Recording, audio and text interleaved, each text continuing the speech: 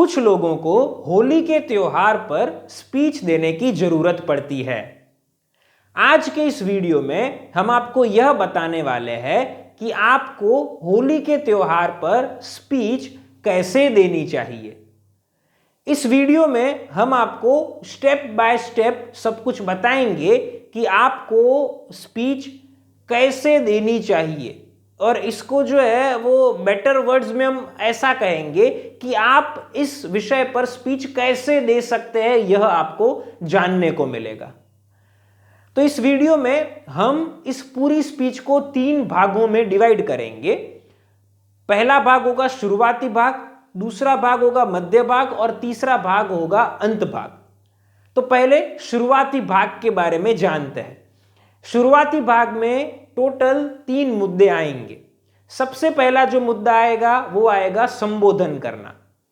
तो कैसे संबोधन करना चाहिए हम आपको बता रहे हैं। आप ऐसे बोल सकते हैं,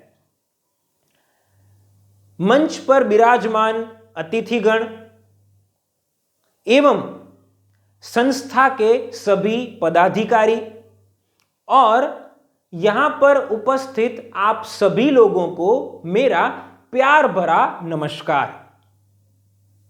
तो इस प्रकार से आप लोगों को संबोधित कर सकते हैं। ये एक एग्जाम्पल है। इसमें आपको अगर ऐसा लगे कि आप कोई चेंजेस करना चाहते हैं तो आप जरूर चेंजेस कर सकते हैं। अब दूसरे मुद्दे के बारे में जानते हैं, और वो है कि हमें यह बताना है कि आज हम यहां पर क्यों एकत्रित हुए हैं। तो कैसे बोलना चाहिए सुनिएगा।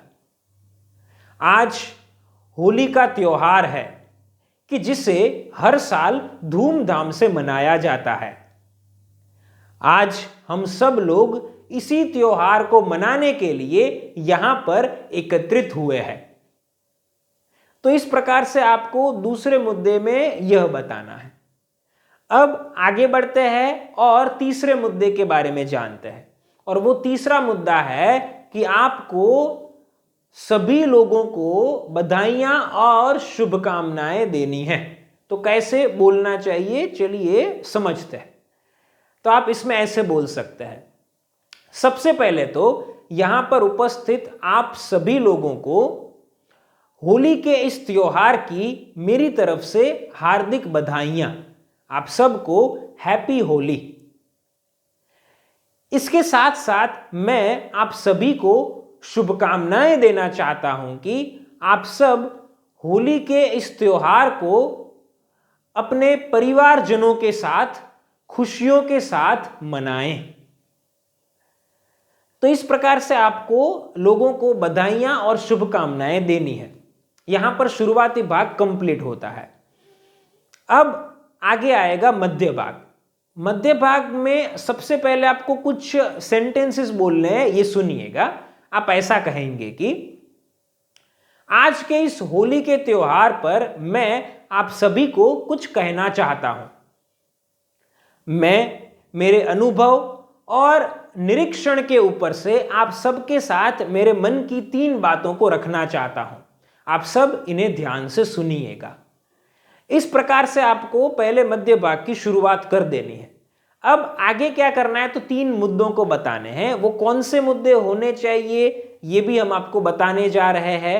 इनको अगर आप शामिल करेंगे तो आपकी स्पीच जो है वो सफल होगी, उसकी हमारी तरफ से गारंटी रहेगी। तो यहां पर जो सबसे पहला मुद्दा आपको रखना चाहिए वो है कि आप ये बताइए कि इस दिन क्या क्या होता है। तो कैसे ये बोलना चाहिए ये हम जो है वो आपको बता रहे हैं। तो आप ऐसे बोल सकते हैं, होली के इस त्योहार पर सबसे पहली चीज की जो मैं आप सबके साथ शेयर करना चाहता हूं वो यह है कि होली का त्योहार उमंग और उत्साह के साथ हर साल मनाया जाता है। होली का त्योहार आने वाला होता है, उससे कुछ दिन पहले ही होलिका दहन के लिए तैयारियां थोड़ी थोड़ी शुरू कर दी जाती है। सोसाइटी में मीटिंग्स को बुलाया जाता है। होली के त्योहार पर क्या क्या करना है उसकी प्लानिंग की जाती है। होलिका दहन के लिए जो भी मटेरियल चाहिए होता है उसे मंगवाया जाता है, और इस प्रकार से प्रिपरेशन की शुरुआत की जाती है। जैसे ही होलिका दहन का दिवस आता है तो लगभग सभी लोग होलिका दहन के दर्शन करने के लिए आते हैं। होलिका दहन जहां पर हो रहा होता है वहां पर प्रदक्षिणा करते हैं। होलिका दहन जहां हो रहा होता है वहां पर दोनों हाथों को जोड़कर लोग नमन करते हैं। कुछ लोग नारियल को भी चढ़ाते हैं। इस प्रकार से इस दिवस को मनाया जाता है। जैसे ही होलिका दहन का जो प्रोग्राम होता है वो समाप्त होता है या फिर लोग जो होलिका दहन के समय दर्शन कर लेते हैं तो उसके बाद लोगों को एक अलग ही फीलिंग आती है। उन्हें अपने मन में एक संतुष्टि होती है, उनके मन के अंदर ऊर्जा का संचार होता है। ये चीज जो है वो अनुभव करने को मिलती है। तो इस प्रकार से होली का जो त्योहार है वो बहुत ही आनंद के साथ मनाया जाता है। तो इस प्रकार से आप जो है वो पहले मुद्दे में होली के त्योहार में जो होलिका दहन होता है उसके बारे में बता सकते हैं। कुल मिलाकर उस दिन क्या क्या होता है इसके बारे में कुछ कह सकते हैं। ये हमारा पहला मुद्दा था। अब जो दूसरा मुद्दा है उसमें आप जो है वो क्या कर सकते हैं, तो भूतकाल में जो होता था और वर्तमान में जो हो रहा है उन दोनों के बीच का डिफरेंस जो है उसे बता सकते हैं। तो इसे भी जो है वो सुनिएगा।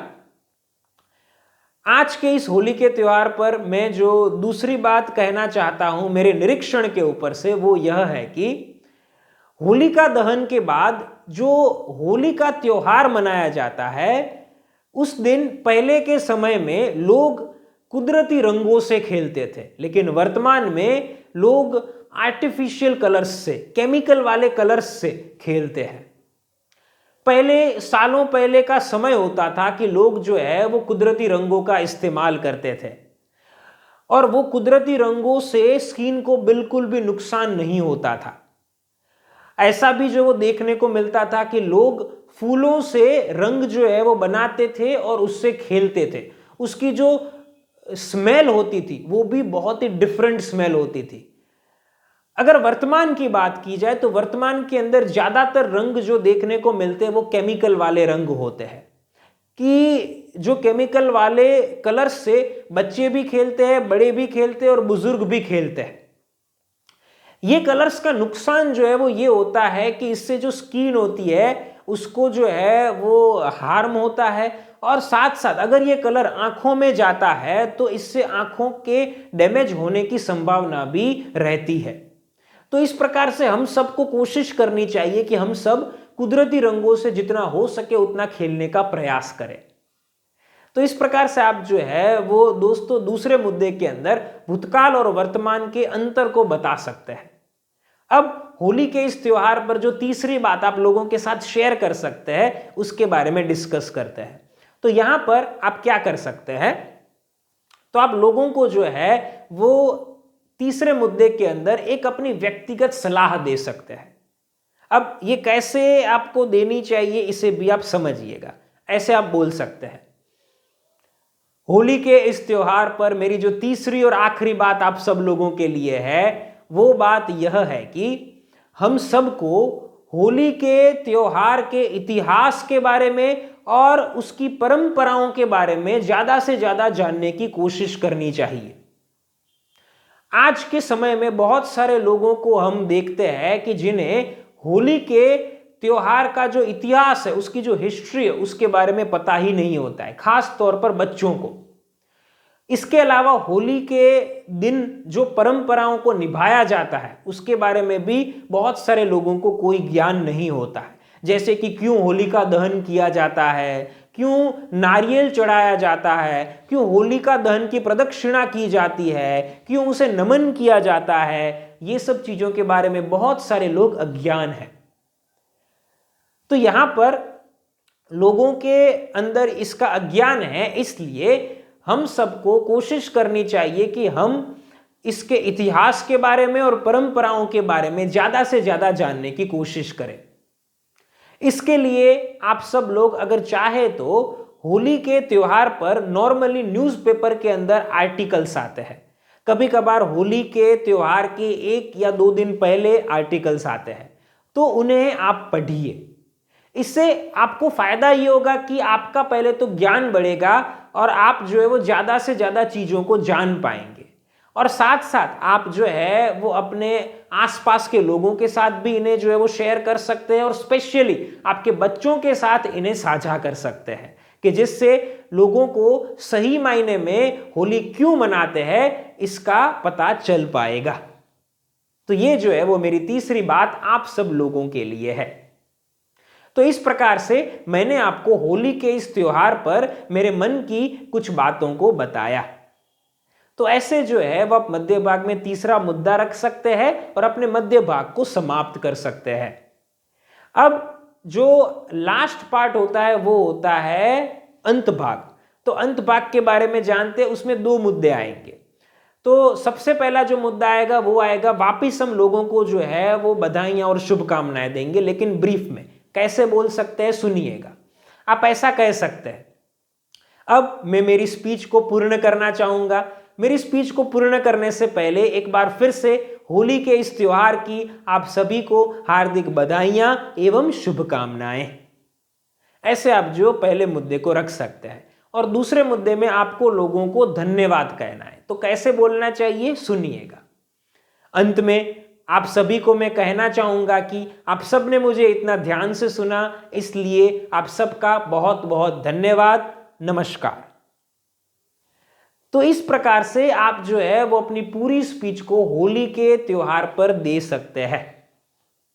दोस्तों, इस वीडियो में तो हमने आपको सिर्फ ये बताया कि आपको स्पीच में जो है वो क्या बोलना चाहिए या फिर आप क्या बोल सकते हैं, लेकिन अगर आप ये सीखना चाहते हैं इसका जो वो डिटेल फॉर्मेट जो वो कैसा होता है, ये स्पीच जो होती है इसको याद इजीली कैसे रखा जा सकता है, यह स्पीच को देने से पहले प्रैक्टिस कैसे करनी चाहिए, आप बोलते समय अपनी बेहतरीन बॉडी लैंग्वेज और अपने अच्छे वॉइस मॉड्यूलेशन का इस्तेमाल कैसे कर सकते हैं, तो आप हमारे online live public speaking course को ज्वाइन कर सकते हैं।